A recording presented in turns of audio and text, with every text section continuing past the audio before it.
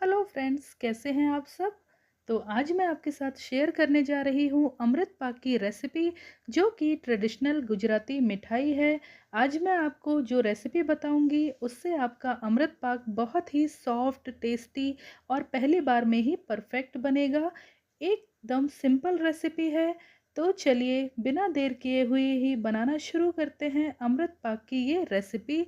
इसके लिए हमें चाहिए 1.5 कप सूजी, 1 कप बेसन, आधा कप मैदा, 1 कप चीनी। और ये मैंने पिसी हुई चीनी ली है। आप कोई भी एक बर्तन सेट कर लीजिए और उसी की माप से सभी चीज़ों को उसी माप में ले लीजिए, जैसा कि मैंने आपको बताया है। इसके लिए हमें बारीक सूजी चाहिए, लेकिन मेरे पास ये मोटी वाली सूजी है, तो मैं इसको मिक्सर जार में डाल करके 30 सेकंड के लिए घुमा लूँगी और ये बारीक हो जाएगी। अगर आपके पास बारीक सूजी है तो आप उससे अमृत पाक बनाइए, और अगर बारीक सूजी नहीं है तो आप उसको मेरी तरह ही बारीक कर लीजिए। और उसके बाद अब हम गैस के ऊपर एक हैवी बॉटम का बर्तन रख देंगे। मैंने ये कढ़ाई ले ली है और उसमें अब हम जो सूजी हमने अभी बारीक की थी उसको डाल करके मीडियम फ्लेम पर लगातार चलाते हुए भून लेंगे। हमें इसको इस तरीके से भूनना है जिससे कि जो सूजी है उसका कच्चापन तो निकल जाए, लेकिन कलर चेंज ना हो। और इसी तरीके से हम इसको लगातार चलाते हुए भूनेंगे। हमें इसको इस तरीके से नहीं भूनना है जैसे कि हम इसको जब सूजी का हलवा बनाते हैं तब भूनते हैं। उस तरीके से हमें इसे ब्राउन नहीं करना है, और हम इसको लगभग 2 मिनट के लिए भून लेंगे। और ये देखिए, लगभग 2 मिनट भूनने के बाद जो हमारी सूजी है वो कुछ इस तरीके की दिखाई देने लगी है। इसका कलर तो चेंज नहीं हुआ है, लेकिन ये जो सूजी है वो साइज़ में थोड़ी सी फूल गई है और ये अच्छे से भुन गई है। और जब हमारी सूजी भुन गई है तो अब हम 2 मिनट जब हो गए हैं तो अब हम इसमें 1 कप जो बेसन है वो ऐड कर लेंगे और दोनों को मिक्स करके अच्छे से 2 मिनट के लिए फिर से भून लेंगे। मैंने जो बेसन है उसको सूजी के बाद इसलिए डाला है क्योंकि सूजी से कम टाइम लगता है बेसन को भुनने के लिए। और बहुत सारे घरों में गुजरात में बेसन ऐड नहीं किया जाता है अमृत पाक में, लेकिन मैं सजेस्ट करूंगी कि आप बेसन ज़रूर डालिए। बेसन डालने से जो अमृत पाक है उसमें एक नटी सा फ्लेवर आता है और अमृत पाक का टेस्ट कई गुना बढ़ जाता है। तो आप बेसन ज़रूर ऐड कीजिएगा और इन दोनों चीज़ों को भी मिलाकर के हम 2 से ढाई मिनट के लिए अच्छे से भून लेंगे। और हम इसको भूनते टाइम लगातार चलाते रहेंगे। और जब ये जो बेसन है वो हमारा जब भुन जाएगा तो थोड़ा सा कलर चेंज हो जाएगा और जो बेसन है उसमें से सोंधेपन की खुशबू आने लगेगी। भुनने की जो खुशबू होती है बेसन की वो आने लग जाएगी। और ये देखिए, अब जो बेसन और सूजी हैं वो भुन गए हैं। तो अब हम इसमें आधा कप जो मैदा हमने लिया था वो इसमें ऐड कर देंगे और मैदे के साथ में हम इसको अच्छे से भून लेंगे 2 मिनट के लिए। तो मैदा डालने से जो अमृत पाक है उसकी सॉफ्टनेस बढ़ जाती है। और अगर आप मैदा नहीं डालना चाहते हैं तो आप मैदे की जगह पर मावा या फिर डेसिकेटेड कोकोनट डाल सकते हैं और उसका टेस्ट भी अमृत पाक में काफ़ी अच्छा आता है। और अब हम इन तीनों चीज़ों को अच्छे से मिक्स करके भून लेंगे। मैदे को हमने लास्ट में इसलिए डाला है क्योंकि मैदे को सबसे कम टाइम लगता है भुनने के लिए। और इन तीनों चीज़ों को भी हम 2 मिनट के लिए अच्छे से भूनेंगे। और 2 मिनट के बाद जो हमारे ये तीनों चीज़ें हैं उनका कलर जो है थोड़ा सा चेंज हो जाएगा। और ये देखिए, इनका कलर थोड़ा सा चेंज हो गया है और इनमें से बहुत अच्छी खुशबू आने लग गई है। तो ये जो हमारी सूजी, बेसन और मैदा है अब वो अच्छे से भुन गए हैं। और अब हम इनको एक प्लेट में निकाल देंगे। गैस को हम ऑफ कर देंगे और इस तरीके से किसी प्लेट में हम निकाल करके इसको रख देंगे। ये तब तक थोड़ा सा ठंडा भी होगा। और इसके बाद जो कढ़ाई है उसको हम वापस से गैस पे रखेंगे और उसमें आधा कप पानी ऐड करेंगे और साथ में ही जो 1 कप हमने पिसी हुई चीनी ली थी वो ऐड कर देंगे। क्योंकि हम चाशनी नहीं बना रहे हैं इसलिए मैंने ये पिसी हुई चीनी ली है। अगर आप चाशनी बना करके इस अमृत पाक को बना रहे हैं तो आप वो बिना पिसी हुई चीनी लेकर के चाशनी बना सकते हैं, थोड़ी सी चिपचिपी चाशनी, और फिर इसको ऐड कर सकते हैं।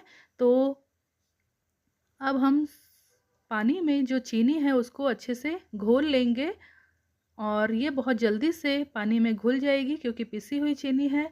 और इसके बाद मैं इसमें इलायची पाउडर ऐड कर रही हूँ। आपको जो फ्लेवर पसंद है आप वो इसमें डाल सकते हैं। आप इसमें कोई एसेंस डाल सकते हैं, केवड़ा जल, गुलाब जल, आप कुछ भी इसमें डाल सकते हैं जो फ्लेवर आपको अच्छा लगता है। और इसके बाद अब इसमें डालेंगे 1 कप फ्रेश जो घर में दूध आता है उसकी मलाई है, उसको हम 1 कप भर करके इसमें डाल लेंगे और उसको इसमें अच्छे से पानी में मिक्स करते हुए घोल लेंगे।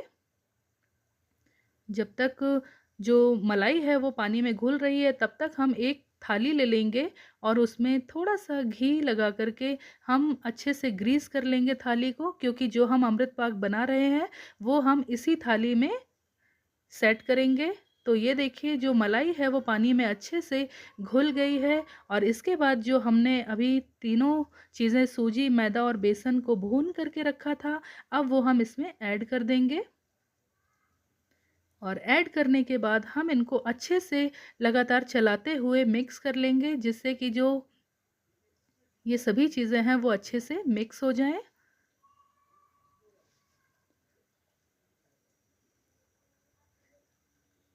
और ये जो अमृत पाक है वो घर में रखी हुई 4-5 चीज़ों से ही मिलकर के बन जाता है। लेकिन गुजरात में हर घर में इसे बनाने की रीत या विधि अलग-अलग होती है। और इस तरीके से जब आप इस अमृत पाक को बनाएंगे तो आपका अमृत पाक बहुत अच्छा बनेगा और आप बार-बार इसको बनाएंगे। तो इस तरीके से जब ये हमारे जो तीनों चीज़ें हैं वो जब चाशनी या पानी में घुल गए तो हमने इसको थाली में पलट लिया है और अब हम स्पैचुला के हेल्प से दबा करके इसको पूरी थाली पर फैला लेंगे। अगर आप हाथों से कंफर्टेबल हैं तो हाथों में थोड़ा-सा घी लगा करके हाथों से पूरी थाली पर अच्छे से फैला लेंगे इस मिक्सचर को और ऊपर से इसको एकदम प्लेन होने तक फैला लेंगे। ये देखिए ऊपर से एकदम प्लेन हो गया है और अब इसके ऊपर हम कुछ ड्राई फ्रूट्स डाल लेंगे। जो ड्राई फ्रूट्स आपको पसंद है आप वो इसके ऊपर डाल सकते हैं।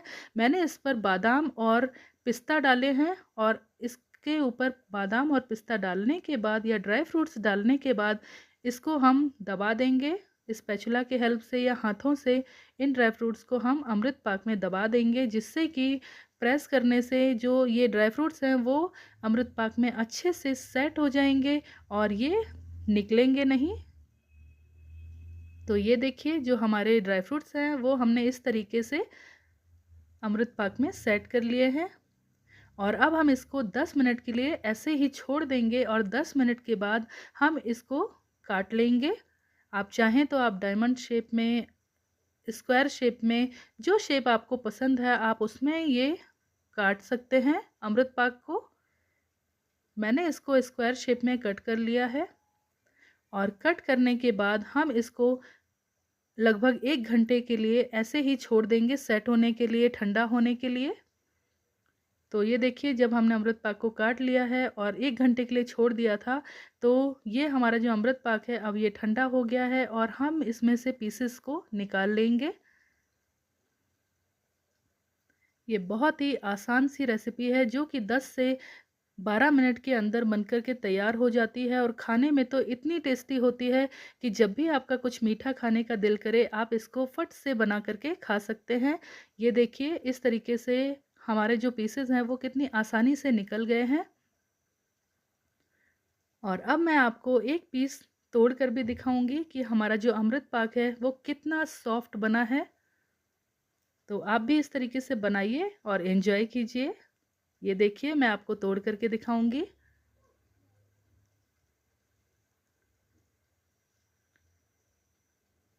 तो उम्मीद है आपको आज के मेरे अमृत पाक की ये रेसिपी अच्छी लगी होगी। अगर अच्छी लगी है तो लाइक कीजिए, शेयर कीजिए, कमेंट कीजिए और मेरे चैनल को सब्सक्राइब कीजिए। ये देखिए अमृत पाक कितना सॉफ्ट बनकर के तैयार हुआ है।